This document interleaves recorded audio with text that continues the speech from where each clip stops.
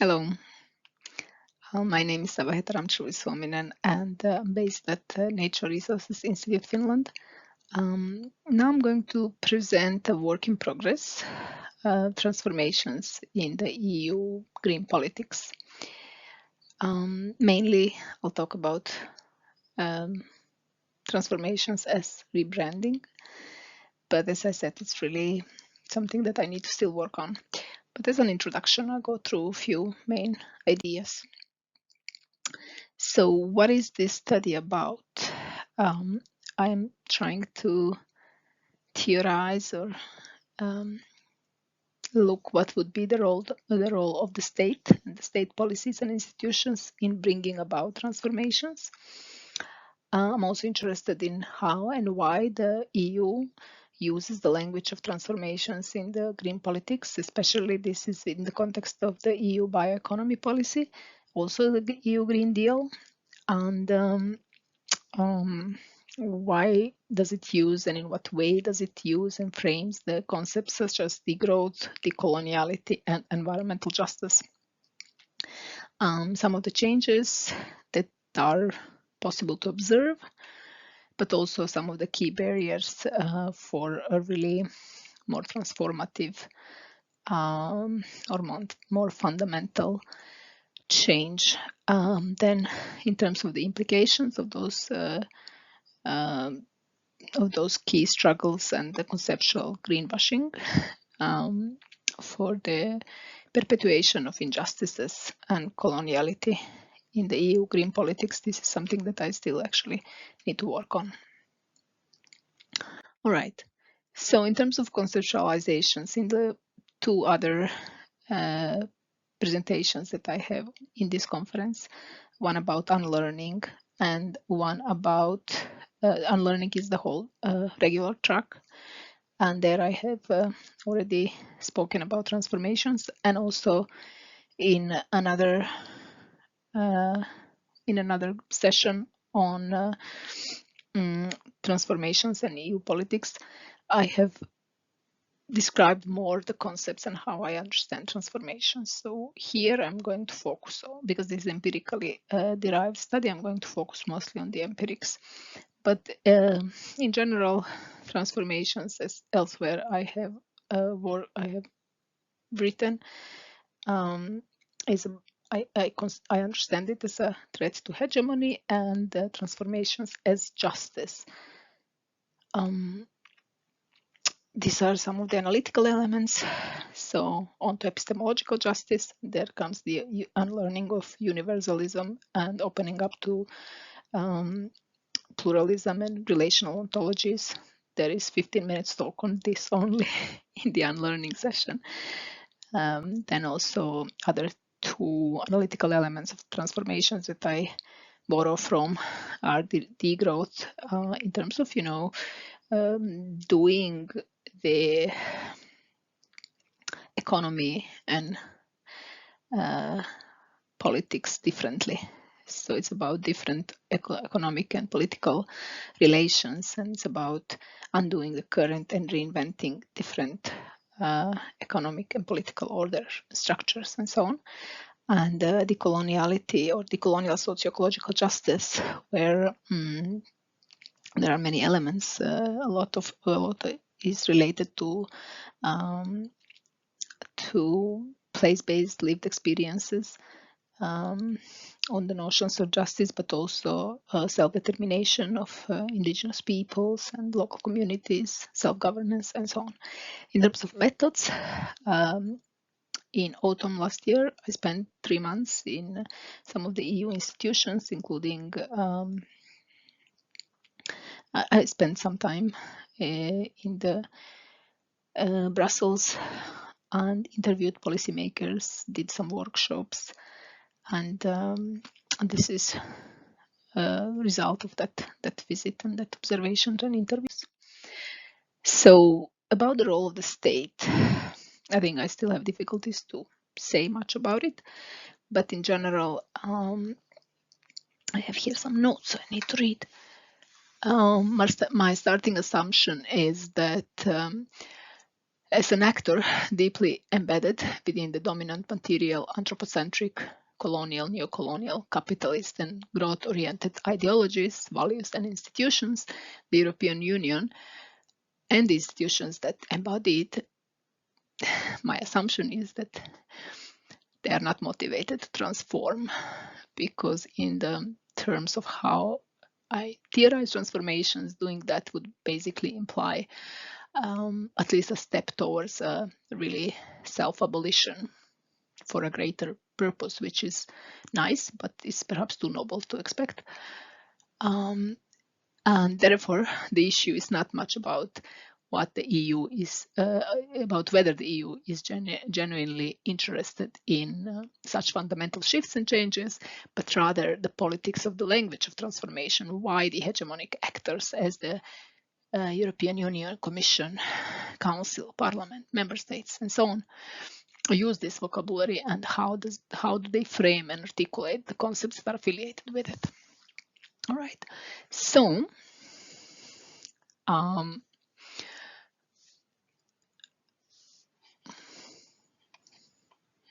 therefore this becomes much about the politics of language and the motivations for that. Why the slides? So in terms of the motivations and why the EU talks about transformations, there were two motives or motivations that I identified from the data. The first one was about climate urgency and the associated public pressure and disobedience. This was clearly one of the points. The second one was about the motivation to be or to become a competitive global leader in the green transition. This was framed very much within the geopolitical tensions, within the uncertainties, but also national security and so on. So the two, in my view, were very much contradictive agendas. So on one hand, you recognize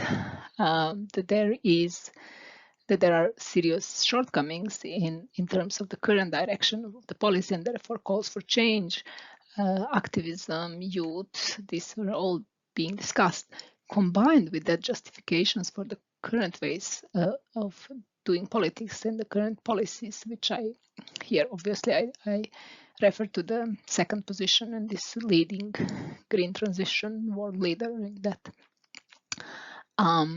So that combination was very much paradoxical, where you talk, well, you don't, the use of the degrowth word was not that prominent, but still some of the issues that would be fitting with degrowth and decoloniality, but then combining that with the geopolitization and nationalist agendas and seeing China as a threat and the enemy. And then the second one, within the same line, discussing dialogue and partnerships, but then combining that with the ideas of dominance and competitiveness and control. And this is an interview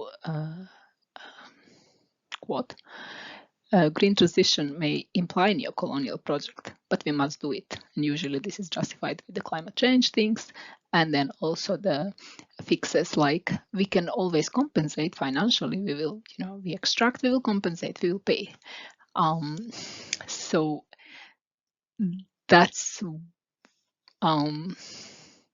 that takes us then to the actually how these things are framed and articulated. I did want to say something else about the colonial mindset and the colonial logics that remain intact in both of these motivations and politics. Okay, but to go on in interest of time with the framings and articulations and the language. So the transformations were mainly seen as transitions. And when I mention, but there is a difference between transitions and transformations, where transitions are more incremental and, more smaller changes, and transformations imply a larger fundamental change, then they were saying, oh, okay, then we should probably adopt this terminology. So there's a lot of intentional and unintentional conceptual greenwashing. Degrowth is narrowed down to sufficiency. Usually degrowth is a taboo for many and a promising concept for some who always did not, forget to mention that we are talking in own capacities and our own understandings. We are not representing now our institutions. Degrowth was sometimes made kind of a synonym of sustainable consumption and enoughness. So this was seen as a kind of substitution for degrowth. So all the politics were in terms of enoughness for whom, by whom, who needs to shift towards more sustainable consumptions and towards sufficiency in this context then disappear. And this is what I mean by greenwashing of those concepts. The global justice, yes, it was always kind of seen as important. It's very important, but it's too big for us to tackle. It's too big for the EU, for the one policy. The EU cannot do anything. This problem is too old, too global, and so on. What actual changes I could see? There was a lot of talk about mindsets and the need to shift mindsets and questioning even some of the scientific values or scientific knowledges and expert knowledge and so on, and also acknowledgement for planetary boundaries, that those were, like, for many of the people, these are kind of acknowledged, but the politics behind these boundaries, the injustice in terms of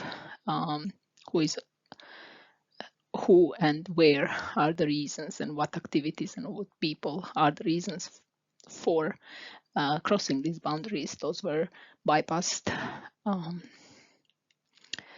Then some of the initiatives that are transformative a little bit in their nature, like we had the Beyond Growth conference in the spring this year, where it was held in the European Parliament, and that was an interesting thing to observe and see. And then we had there are some of the EU institutions, like the Joint Research Center, like the environmental agency, European environmental agencies. They have published in the last 1-2 years reports questioning the endless economic growth, and also questioning a kind of call for a shift in human-nature relations, still very much limited, and compared to where the theory and the discussions well, the theory, but also the practice, the struggles, what needs to be done and what is written there is still quite wide apart. This was an interesting initiative, a social movement within the European Commission. It's called the EU Staff for Climate. They mobilized and organized, and you can Google that. That was an interesting also initiative. And let's go further. So there are some critical thinking inside the house. For instance, this is interesting. The European Green Deal has brought many changes, and in that sense, you could say it's transformative.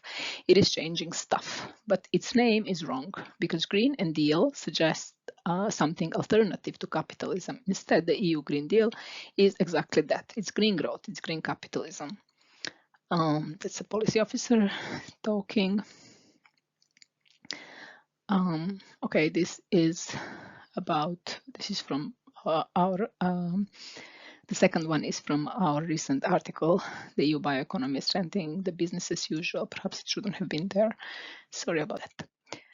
And then in terms of what barriers to questioning the root colonial and capitalist nexus, the root causes of injustices. So these are the main points. I'm running almost a bit running out of time as the usual. So the first one being the industry and cooperative lobbying. It was always on everyone's mind, but never too much detail. The amount of lobbying doesn't compare with, for instance, environmental or social justice organizations. It is one email against hundreds of emails from corporations that reach the higher layers of hierarchy. The policy hierarchy and the tensions between science and policy interface were another important barrier. where the findings are filtered through the many layers of hierarchy, but also where the science is usually reduced, and the policymakers always reading the few. They want very clear messages in one slide, and you cannot always communicate this more complex political stuff there. The silo working and styles of the Commission.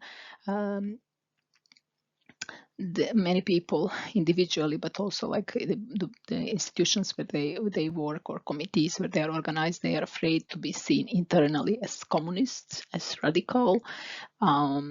So yeah, like every new idea is observed with suspicion. You will be branded communist when bringing up the issue of inequalities and gap between rich and poor. Geopolitics. EU structures not fit for global justice or transformation. Growth is as an ideology and self-identification with capitalist logics. The growth is seen as everything. Competition is in human nature. So this is a predominant really view. I had a few exceptions to this view, but predominantly this is the mindset. Policy problems are predefined. And the solutions, even when people are aware of their gaps and their lack of effectiveness, they're still justified, which I think lead then to weakening of the legitimacy of in the political institutions, and therefore uncertainty, and eventually the rise of nationalism, far right, and neo-fascism in Europe. Right. So quickly coming back to the discussion about the state policies as the drivers of change, what I could say in conclusion perhaps is that the policies are lagging behind societal change rather than leading it, and the policy problems and solution space are dominated by a colonized mind and colonial capitalist mindsets. The toolbox of compensation, technology, and innovation is always the default response. It's also the argument that dialogue leads to incremental change, and that in the politics you always have dialogue. So if you do not want to do incremental change, then you need to go for a revolution. Okay, so the final 3 points. In conclusion, the first two, yes, we have diverse and competing visions against, for, and about transformations within the EU House, and we have a tendency to hollow empty and in new radical terms. One thing that I need to still further think about is maybe framing transformations as geopolitics or geopoliticizing transformations. And with that, I thank you for your attention.